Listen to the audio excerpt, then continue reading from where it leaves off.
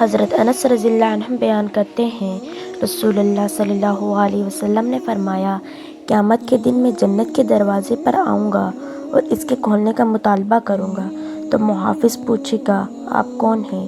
میں کہوں گا، محمد صلی اللہ علیہ وسلم۔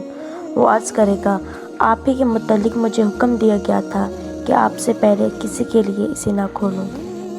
حضرت جابر رضی اللہ عنہ بیان کرتے ہیں، رسول اللہ صلی اللہ علیہ وسلم نے فرمایا، مجھے 5 چیزیں عطا کی گئی ہیں جو مجھ سے پہلے کسی کو عطا نہیں کی گئی۔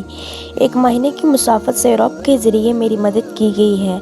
تمام زمین میرے لیے سجدہ اور پاک بنا دی گئی ہے۔ میرے امتی کو جہاں بھی نماز کا وقت ہو جائے تو وہ وہی نماز پڑھ لے۔ میرے لیے مال غنیمت حلال کر دیا گیا ہے، جبکہ مجھ سے پہلے وہ کسی کے لیے حلال نہیں تھا۔ مجھے شفاعت عطا کی گئی ہے اور ہر نبی اپنی اپنی قوم کے لیے معبود کیا گیا جاتا تھا، جبکہ مجھے عمومی طور پر تمام انسانوں کے لیے معبود کیا گیا ہے۔